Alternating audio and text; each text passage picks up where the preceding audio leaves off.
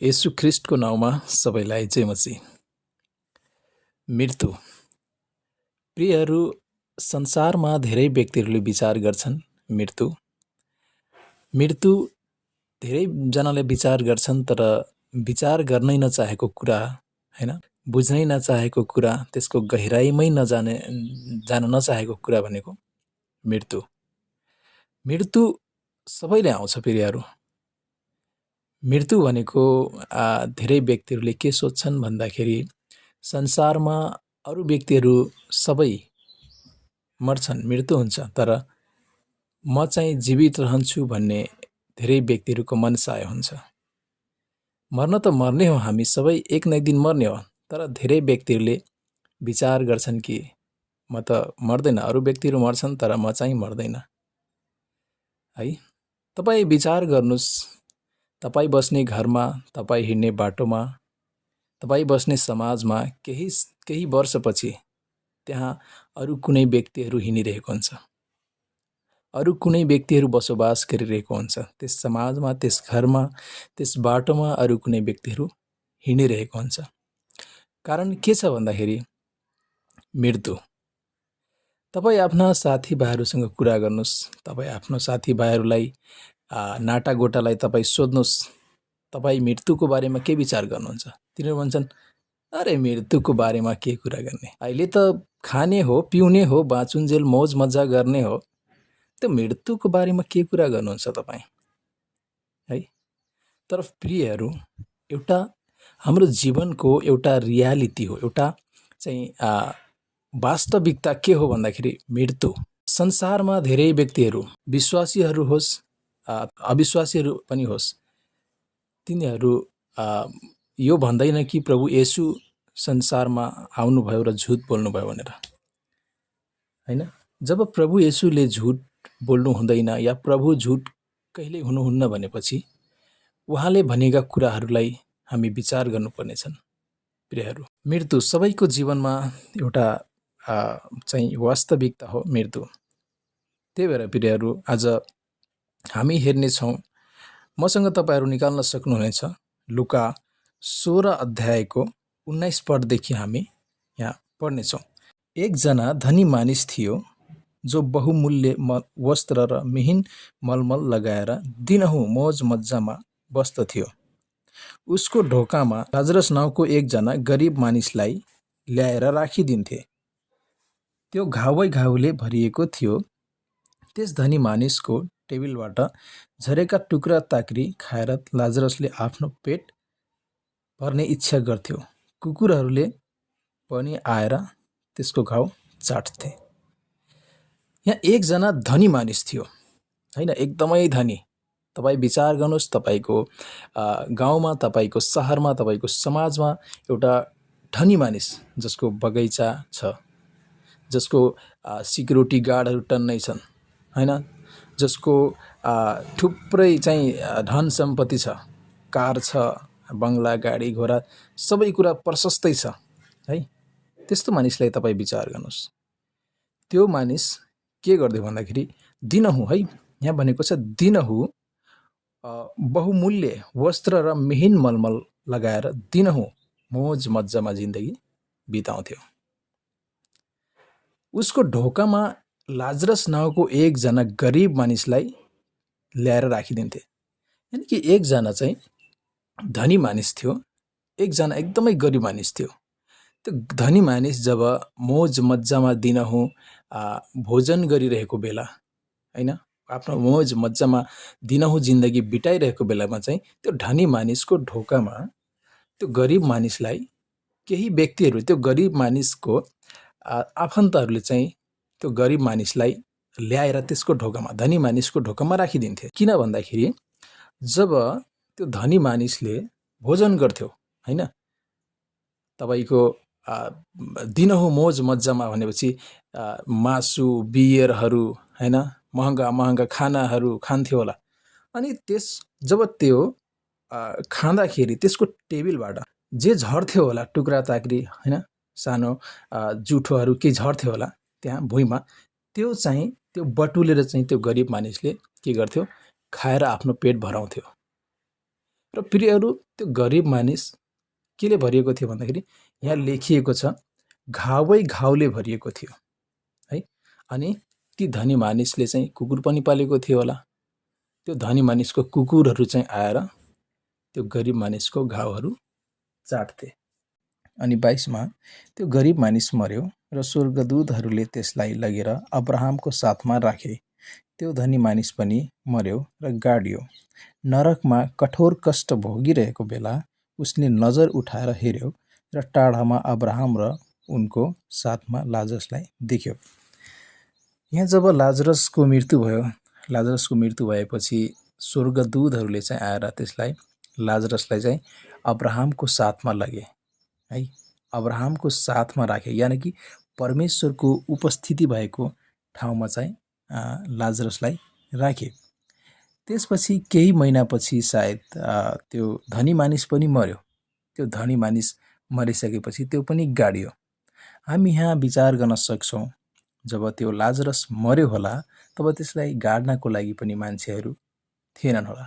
एक दुईजनाले यतिकै त्यसलाई चाहिँ लगेर गाडिदियो होला या फालिदियो होला है। तर जब त्यो धनी मानिस मर्यो होला तब उसलाई चाहिँ गाड्नको लागि उसको चाहिँ आफन्तीहरू, उसको नातेदारहरू, उसको दाइहरू, भाइहरू, थुप्रै व्यक्तिहरू, समाजका व्यक्तिहरू चाहिँ आएर उसलाई दाह संस्कार गर्यो होला। त्यसपछि नरकमा कठोर कष्ट भोगिरहेको बेला, यहाँ लेखिएको छ कि नरकमा कठोर कष्ट भोगिरहेको बेला, हेर्नुहोस् है, जब लाजरस मर्दाखेरि उसलाई चाहिँ स्वर्गका दूतहरूले चाहिँ आएर लाजरसलाई उठाएर लगे। तर जब यो धनी मानिस मर्दाखेरि नर्कका दूतहरू चाहिँ आएर त्यसलाई उठाएर नर्कमा लगे होला। त्यही भएर यहाँ भनिएको छ नरकमा कठोर कष्ट भोगिरहेको बेला उसले नजर उठाएर हेर्यो र टाढामा अब्राहम र उनको साथमा लाजरसलाई देख्यो। अनि उसले कराएर भन्यो, हे पिता अब्राहम, ममाथि दया गर्नुहोस् है, ममाथि दया गर्नुहोस्। मतलब उसले चाहिँ कठोर कष्ट भोगिरहेको बेला नजर उठाएर हेर्दाखेरि लाजरस र अब्राहमलाई देखेको छ र उसले भनेको थियो कि हे पिता ममाथि दया गर्नुहोस्। दया के गर्नुहोस् भन्दाखेरि यहाँ लेखेको छ लाजरसलाई पठाइदिनुहोस् र त्यसले आफ्नो औँलाको टुप्पोमा पानीमा चोपेर मेरो जिब्रोलाई शीतल पारिदियोस्, किनकि म यस ज्वालामा भयङ्कर वेदना पाइरहेछु है।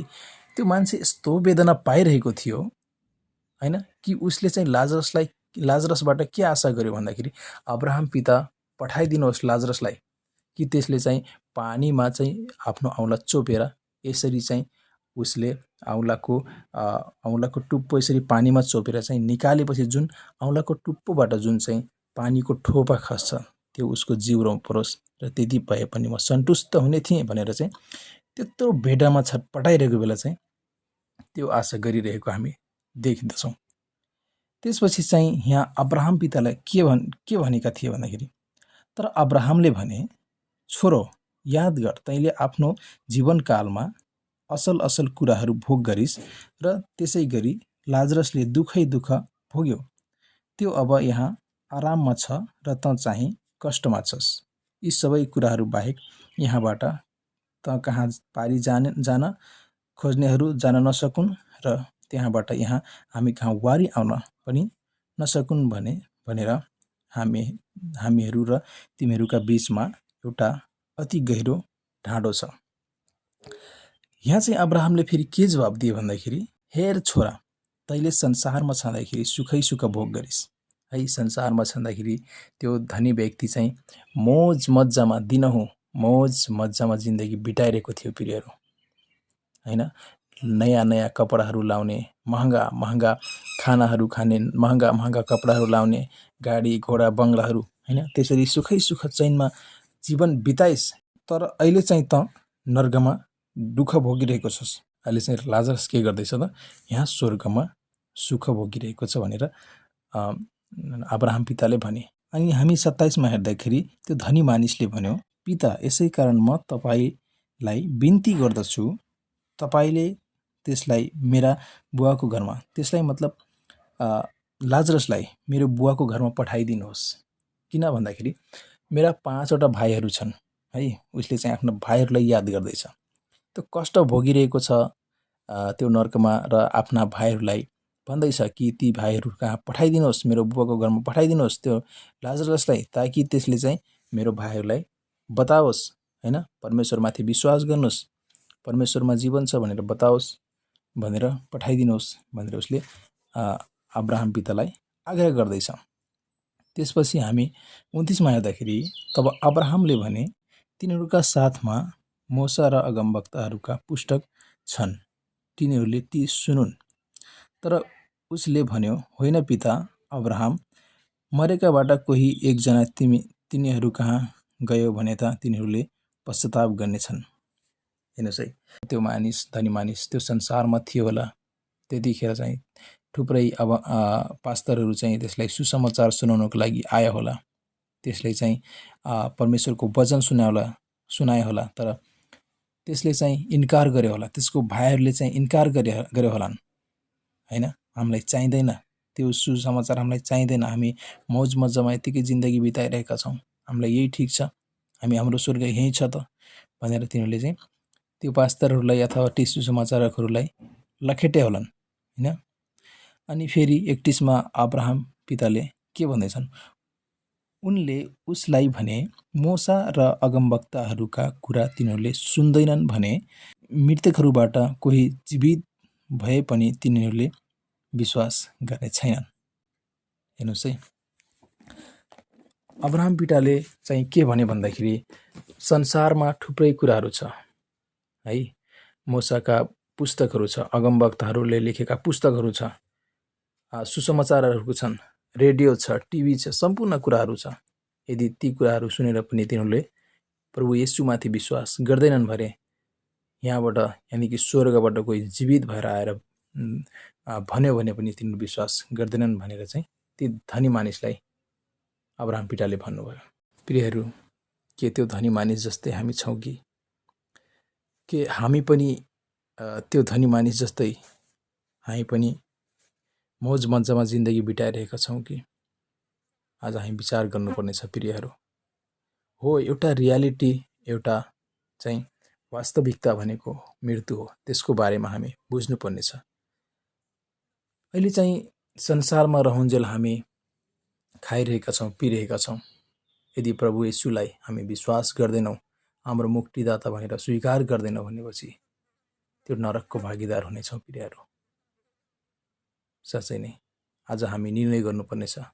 संसारमा जस्तो सुकै दुःख, जस्तो सुकै कठिनाई, जस्तो सुकै रोग व्याधि आइपरे पनि के हामी प्रभुमा छौँ?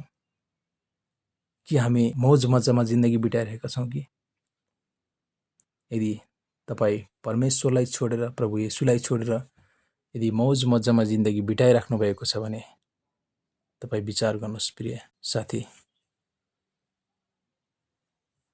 किनकि मौज मजा यो संसारमा मात्रै हो है। यो संसारमा जब तपाईँ मौज मजामा जिउनुहुन्छ, तपाईँ जब यो संसारबाट उठाइलानुहुन्छ, त्यतिखेर चाहिँ तपाईँ त्यो नरकको भागीदार हुनुहुनेछ। यदि तपाईँ यो संसारमा दुःखै दुःख भोगेर होस् या प्रभुमा रमाएर होस् तपाईँ जीवन बिताउनुहुन्छ भनेपछि त्यो स्वर्ग तपाईँको लागि खुल्ला छ प्रिय साथी। हुन्छ, आजको वचन हामी यति नै सिक्नेछौँ। सम्पूर्णमा जय मसीह।